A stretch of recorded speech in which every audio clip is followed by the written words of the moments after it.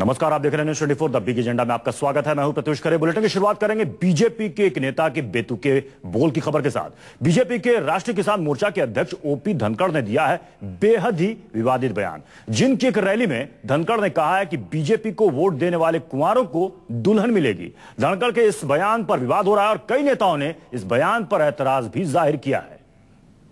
जनता party को मजबूत करने का मतलब है उन कुंवारों को दुल्हन मिलना जिनको इन राज्यों में नहीं मिली, जो घूम रहे हैं ऐसे एक गांव में 150 से 150, 200 लड़के जो दुल्हनों से वंचित हैं। और मैं तो ये भी कह रहा था जब मैं अपने चुनाव क्षेत्र में घूम रहा था, हर गांव में बता रहे थे बिहार से ला रहे हैं जी, वहां से ला रहे हैं। मैंने कहा कोई बात नहीं, इस दिक्कत को भी ठीक करेंगे। सुशील मोदी भी मेरा यार है, रिश्ते कराएंगे तो ढंग से कराएंगे, ये वैसे लेना देना छुड़वा देंगे से बाहर से लाओ से यहाँ।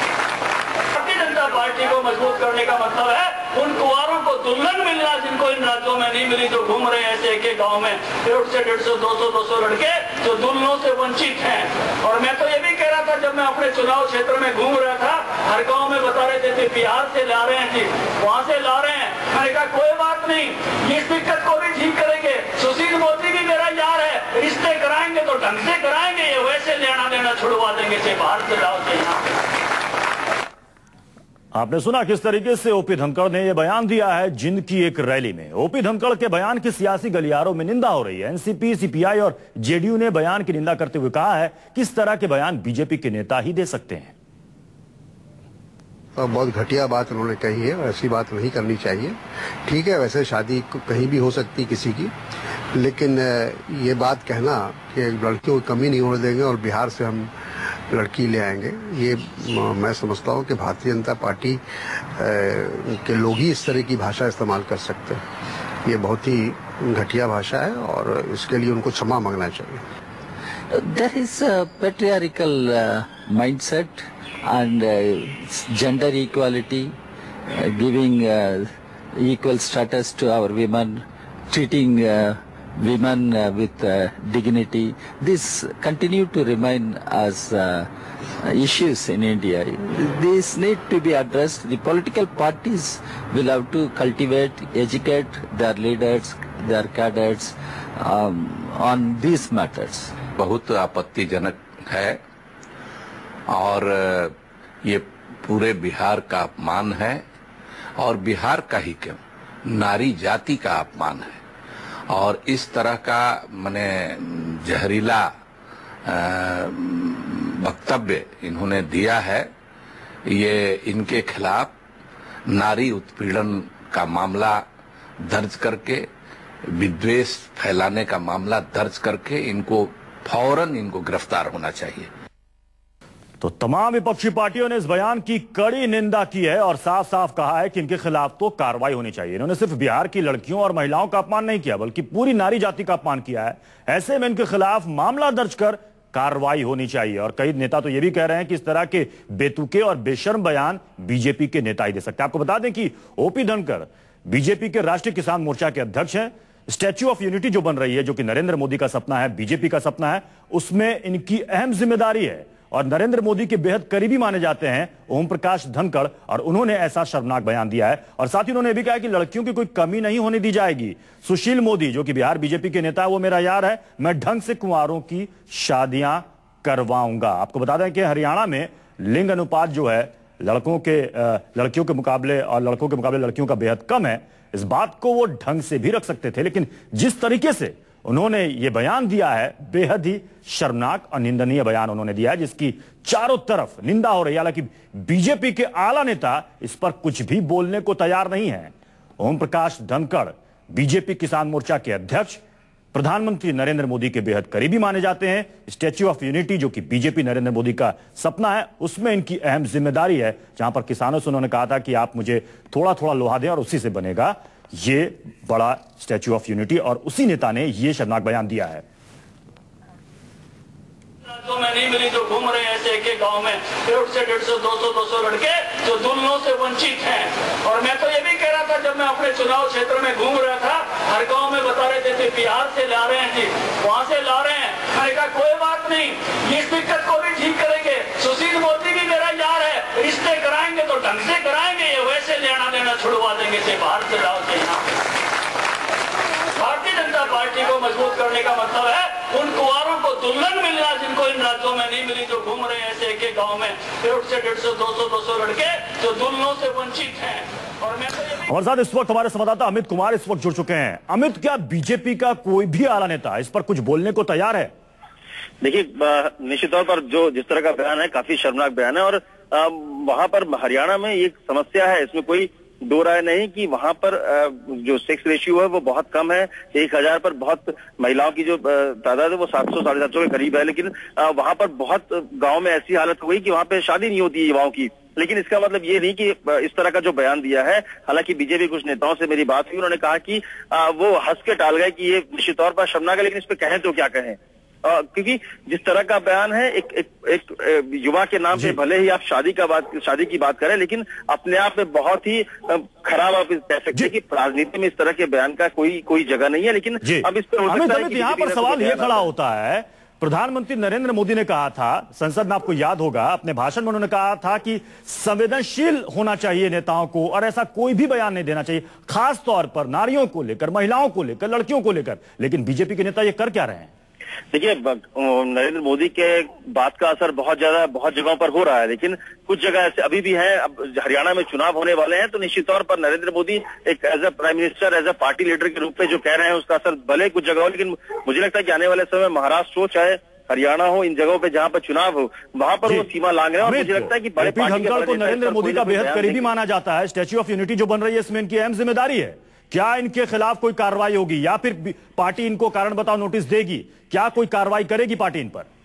देखिए, निश्चित तौर पर पार्टी को इस पर गंभीरता से सोच रही है, क्योंकि नरेंद्र मोदी खुद ही चाहते हैं कि कोई भी इस तरह का बयान ना हो जिससे लगे कि पार्टी किसी के सम्मान की, क्योंकि एक बहुत बड़ा नारा था जब चुनाव लड़ रही थी, महिलाओं के सम्मान की बात कर रही थी। और ऐसे में इस तरह के बयान को लेकर पार्टी के बड़े नेता यहाँ पर देखेंगे। जगदीश मुखी जो कि प्रभारी है, उनसे भी मेरी बात हुई, तो उन्होंने कहा कि इस पूरे मामले को देखेंगे और जो भी अगर उचित कार्रवाई होगी हम करेंगे। लेकिन फिलहाल पार्टी का कोई बड़ा नेता इस पर खुलकर बोलने को तैयार नहीं है। लेकिन निश्चित तौर पर एक हो सकता है कि आप दो तीन दिन के अंदर खबर यह भी है कि पूर्वांचल के कई संगठन ऐसे हैं जिन्होंने सीधे बीजेपी से अपील की और कहा है कि 24 घंटे के भीतर धनखड़ से कहिए कि वो माफी मांगे। मैं वही कह रहा हूं कि मेरे जो उनको प्रभारी है, जो जगदीश मुखी, उनसे भी वो भी इस पूरे मामले को देख रहे हैं और बहुत जल्दी इस मामले को लेकर, क्योंकि चुनाव है, चुनाव में हर तबके को खुश रखना भी जरूरी है। जब पूर्वांचल के लोग का विरोध खुलकर सामने आ गया, ऐसे में पार्टी या तो उन पर कोई कार्रवाई या नोटिस भेजेगी, या हो सकता है कि अगले 1-2 दिन के भीतर खुद धनखड़ इस बात को लेकर माफी मांग ले कि अगर किसी को ठेस पहुंची हो तो वो अपने बयान को वापस लेते हैं। लेकिन इस तरह का जो बयान है, इस तरह की बयान को लेकर पार्टी में गंभीरता से विचार हो रहा है कि आखिर करें तो क्या करें और किस तरह से बड़े नेताओं पर। अमित, आपको यहाँ पर रुकना चाहिए। हमारे साथ खुद ओपी धनखड़ जी हमारे साथ जुड़ चुके हैं। ओपी धनखड़ जी, आपको लगता नहीं कि जो बयान आपने दिया है बेहद ही आपत्तिजनक बयान है, इस पर आपको माफी मांगनी चाहिए? मैंने बहुत सुंदर बात कही है और उस बात को उसी परिप्रेक्ष्य में दिखाना चाहिए। मेरे यहाँ पर 879 लड़कियां हैं 1000 लड़कों पर। 130 लड़कों का विवाह नहीं हो रहा भ्रूण हत्याओं के कारण। मैंने कहा कि आपको अगर सबको विवाह करना है तो भ्रूण हत्या को कम करना पड़ेगा। और अभी भी जो अगर आप 1000 में से 1000 ले आओगे तो ये 100, इसको भी 18 साल लगेंगे बराबरी पर आने में। धनखड़ जी ठीक है, आप एक सुनिए, एक बार बात सुनिए मेरी। आपने मेरे को लाइन पे लिया है, मेरी बात सुनिए। मैंने कहा कि अभी अवैध तरीके से हमारे यहाँ दुल्हनें लाई जा रही हैं जी, और इसमें से ज्यादा बिहार से आ रही है। इसलिए मैंने कहा कि अभी जो ये भी हो रहा है इसको भी विधिवत करना चाहिए, समाज को मान्य करना चाहिए। कोई भी बहन जो इस तरह से लाई जाती है उसका सारी उम्र सम्मान नहीं होता, उसके बच्चे भी उसका सम्मान नहीं करते। मेरा बयान बहुत सुंदर है। मैंने कहा इन विवाहों को भी विधिवत बनवाएंगे। वहां भी हमारे मित्र हैं बिहार से, जो बिहार से विवाह हो रहे हैं, अवैध की बजाय विधिवत विवाह कराएंगे। मैंने बहुत सही बात कही है, सही मुद्दे को उठाया है। आप कह रहे हैं कि एक अहम मुद्दे को आपने उठाया है, लेकिन आपने जो कहा वो कहने का तरीका बेहद ही गलत था, आपत्तिजनक था, जिस पर पूर्वांचल के लोग आहत हुए हैं। उसको परोसा गलत तरीके से गया है। नहीं, परोसा क्या कहा? परोसा क्या गया? जो आपने कहा वही हम दिखा रहे हैं। पहली बात सुनिए, वो बयान नहीं है मेरे 45 मिनट के भाषण में से धनखड़ साहब आप मेरी बात भी सुन लीजिए। धनखड़ साहब आप मेरी बात भी सुन लीजिए। आपने कहा कि आपने एक अहम मुद्दे पर अपनी राय रखी है और आपने कहा मैंने इस तरीके से कुछ भी नहीं कहा। आप हमारे साथ बने रहे, आपको आपका बयान सुनाते हैं, आप सुनिए जरा गौर से इसे। नहीं, मुझे पता ही है मैंने दिया है। नहीं, आप सुन लीजिए, आप अपने इस बयान को विवाह कराएंगे। आप अपने इस बयान को सुन लीजिए। आप कह रहे हैं ना कि इसे गलत तरीके से परोसा जा रहा है, तो जरा आप सुन लीजिए कि क्या आपने कहा था। नहीं, मैं खुद बता रहा हूँ भाई, मैंने बयान दिया है। मेरा बयान मैंने एक बार नहीं 50 बार सुन लिया। मैंने ही कहा है, जिम्मेवारी से कहा है, मैंने कोई गलत बात नहीं कही। मैंने जो कहा, आपने कहा हरियाणा में बीजेपी जिताओ, बिहारी दुल्हन पाओ। मैंने आपने कहा हरियाणा में बीजेपी जिताओ और बिहारी दुल्हन पाओ। अरे शादी ब्याह तो रजामंदी से होती है। ये तो ये किसी मीडिया की लाइन है भाई, मेरी लाइन नहीं है ये। तो आपने कहा क्या, ये बता दीजिए। आपने ये बात नहीं कही कि हरियाणा में आप बीजेपी को वोट दें, बीजेपी को जिताएं, बिहारी दुल्हन पाएं? ये किसने कहा? ये मीडिया की लाइन है, ये मेरी लाइन नहीं है। मेरी लाइन ये है कि आपने नहीं, आपने कहा कि बिहार से हम दुल्हन लाएंगे, हरियाणा के कुंवारे लड़कों की शादी आप करवाएंगे। शादी ब्याह रजामंदी से होती है। अभी आप जो जुगाड़ कर रहे हो वो विवाह विधि। धनखड़ साहब, उसमें मेरे लाइन को देखिए आप, ये सबब नहीं है। आपने कहा कि बिहार से दुल्हन लाएंगे, ये आपने कहा या नहीं कहा? नहीं, ये नहीं कहा मैंने। ये कहा विधिवत विवाह कराएंगे। आप ये जो दुल्हन की ला रहे हो इसको विधिवत कराएंगे, ये कहा। आपने बिहार का नाम तक नहीं लिया।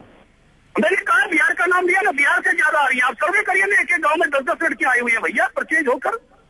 आप उस समस्या को उठाइए जो समस्या उठानी चाहिए। धनखड़ साहब जरा आप एक बार सुन लीजिए। तस्करी को रोकने की बात कही है। धनखड़ साहब, आप जरा सुन लीजिए कि आपने क्या कहा था, फिर हम बात करेंगे आगे। आप सुन लें। नहीं, सुनाने की जरूरत नहीं है। मैंने आदर के रिश्ते बनाने की बात कही है, मैंने बहुत पॉजिटिव बात कही है। उसके बावजूद भी गलत तरीके से परोसे जाने से किसी की भावना आहत हुई है, तो मैं कोई अहंकारी व्यक्ति नहीं हूँ, किसी की भी भावनाएं आहत नहीं होनी चाहिए। लेकिन मैंने जो बात कही है वो बहुत सुंदर कही है। मैंने ये कहा आप कि कह रहे हैं कि आप तरीके से जुगाड़ नहीं करना चाहिए। धनखड़ जी, आप कह रहे हैं कि आपने बहुत सुंदर बात की है। आप जरा ये बता दीजिए। धनखड़ जी, मेरी भी सुन लीजिए। आप जरा ये बता दीजिए कि शादी ब्याह का वोट से क्या ताल्लुक है? आप कहते हैं कि बीजेपी को वोट दो और हम बिहार से दुल्हन लाएंगे। ये वोट और शादी ब्याह का क्या ताल्लुक है? शादी ब्याह तो दो परिवारों के बीच में होता है, आपसी रजामंदी से होता है। उसका वोट से क्यों जोड़ रहे हैं आप? मैं अपनी एक बात पूरी कर चुका था। वो बात मैंने पहली बात के साथ कही थी, ये बात मैंने आगे कही है। ये कट पेस्ट है। वो बात जो मैंने कही, ये शुरू में दिखाते हैं कि भाजपा को वोट दीजिए, ये पहली बात है। वो मैं जो पहले 45 मिनट के भाषण में कहा, वो बात मैंने उसके लिए कही थी और अगली बात बाद में कही है। ये कट पेस्ट है, वहां से काट के यहाँ लगाया गया है। जो बात उसके लिए कही थी, जिस वाक्य को मैंने पूर्ण किया, वो अलग वाक्य है और ये अलग वाक्य है। ये कट पेस्ट तरीके से चलाया जा रहा है। नहीं, आप कह रहे हैं कि दोनों को कटपेस्ट किया गया। क्या आपने ये नहीं कहा कि बीजेपी को वोट दो? क्या आपने ये नहीं कहा कि बीजेपी को वोट दो, कुंवारे लड़कों के लिए आप दुल्हन पाओ? क्या आपने ये बात नहीं कही? नहीं कही मैंने कहा हमारे गांव में 200 लड़के कुंवारे हैं। मैंने कहा विवाह नहीं हो रहा है, ये मैंने मुद्दा उठाया। और हम जुगाड़ कर रहे हैं, ये मैंने कहा। और इसको भी हमने विधिवत बनाना चाहिए, हम विधिवत बनवाएंगे इस सारे सिस्टम को, ये कहा मैंने। केवल बहुत पॉजिटिव बात कही है जी। धनखड़ साहब हमारे साथ बने रहे। इस वक्त हमारे साथ कांग्रेस के वरिष्ठ नेता अखिलेश प्रताप सिंह भी हमारे साथ इस वक्त जुड़ चुके हैं। अखिलेश जी, जो कुछ भी कहा है धनखड़ साहब ने, क्या आपको लगता है कि ये कह रहे हैं कि इन्होंने ऐसा कुछ भी गलत नहीं कहा है? नहीं, अब ये पार्टी ऐसी है कि वोट मांगने के लिए अब शादी ब्याह का भी काम करेगी। आपके पास, आपको अगर ये जो जेंडर की कमी है हरियाणा में, तो आपको जागरूक करना चाहिए लोगों को कि भाई ऐसा ना करें, क्योंकि फीमेल जेंडर अगर कम हो रहे हैं तो बच्चियों के प्रति हम समान भाव रखें और तमाम चीजों से अवेयर करके हम अपने उस कमी गैप को दूर करने का नसीहत की। फीमेल जेंडर अगर कम हो रहे हैं तो बच्चियों के प्रति हम समान भाव रखें और तमाम चीजों से अवेयर करके हम अपने उस कमी गैप को दूर करने का नसीहत दें प्रदेश में कि ये काम राजनीतिक दल का है कि आप हम शादियां करा देंगे। ये दर्शाता है कि बीजेपी वोट के लिए किसी सामाजिक सरोकार के एजेंडे पर नहीं जा सकती है, वो इसी तरह की बातें करती है जैसे पूरे देश को बर्बाद करके मोदी। धनखड़ जी, इसका कोई जवाब दीजिएगा कि अब राजनीति के लिए, वोट के लिए किसी भी मुद्दे को आप उठा सकते हैं और किसी के साथ जोड़ सकते हैं? धनखड़ साहब, आप सुन रहे हैं? लगता है कि ओपी धनखड़ जी ने फोन काट दिया है। ओपी धनखड़ जी कह रहे हैं कि उन्होंने कुछ भी गलत नहीं कहा है, और जब उन्होंने बयान दिया है उसके बाद जब हम उनसे सवाल कर रहे हैं तो कह रहे हैं कि गलत तरीके से परोसा जा रहा है। मेरे कहने का मतलब ये नहीं था। हरियाणा में जो लिंग अनुपात की समस्या है, लड़कियां बेहद कम है, उस अहम मुद्दे को मैंने उठाया है, मैंने कुछ गलत नहीं कहा है। अखिलेश प्रताप सिंह जी हमारे साथ बने हुए हैं। अखिलेश जी, ये कह रहे हैं कि हमने एक अहम मुद्दे को उठाया है, हमने कुछ गलत नहीं कहा है। हमने इसमें गलत क्या कहा है ये बताइए, यानी कि ये अपने उस बयान पर अड़े भी हुए हैं। देखिए, मुद्दा तो अहम है। अगर लिंग अनुपात कम है तो ये गंभीर विषय है। इसके लिए लोगों को जागरूक करना चाहिए, पेरेंट्स को सतर्क करना चाहिए कि ऐसे स्टेप न वो उठाएं कि जिससे हमारे प्रदेश का लिंग अनुपात कम हो रहा हो। बच्चियों की हिफाजत करें, बच्चियों को ये तमाम सरकारी योजनाएं, वो तरीके अलग हो सकते हैं, वो मंच अलग हो सकता है, लेकिन आप चुनाव से पहले वोट पाने के लिए इस तरह के बयान दें और ये कहें कि आप हमें वोट दें, हम आपको दुल्हन दिलवाएंगे, ये तो काफी आपत्तिजनक है। मैं वही कह रहा हूँ कि आप अवेयर करते तो ठीक, आपकी शाबाशी होती कि चलो आप एक अच्छा काम कर रहे हो। वो अवेयर ना करके आप ये कर रहे हो कि हम वहां से शादी करा देंगे, ये कर देंगे। अरे भाई, ये कौन सी बात हुई? ये पॉलिटिकल पार्टीज का काम है कि किसी का रिश्ता करवाना। तो ठीक है, मैरिज आप ब्यूरो क्यों खोलते हैं ना लोग, ब्यूरो सेंटर मैरिज का, वो खोल ले बीजेपी, या बीजेपी राजनीतिक दल न होकर के एक जो मैरिज क्या होता है, इम्पैनलमेंट करने वाला जो ऑफिस होता है जी, मैरिज ब्यूरो, ब्याह का, हाँ मैरिज ब्यूरो खोल लिया क्या बीजेपी ने? भाई आप सामाजिक राजनीतिक चर्चों पे बात करिए, अवेयर करिए, लोगों को जागरूक करिए। अपने प्रदेश का मामला है, कहिए कि भाई ये अनुपात कम होना, जो कम है वो दूरी खत्म होनी चाहिए। चलिए, बहुत बहुत शुक्रिया अखिलेश जी हमारे साथ जुड़ने के लिए, हमसे बात करने के लिए। टोपी धनखड़ साहब भी हमारे साथ जुड़े हुए थे, उन्होंने कहा कि उन्होंने ऐसा कुछ भी गलत नहीं कहा। मीडिया में गलत दिखाया जा रहा है, उसे गलत तरीके से परोसा जा रहा है, जबकि तमाम विपक्षी पार्टियां कह रही हैं कि ऐसे शर्मनाक बयान के लिए धनखड़ को माफी मांगनी चाहिए।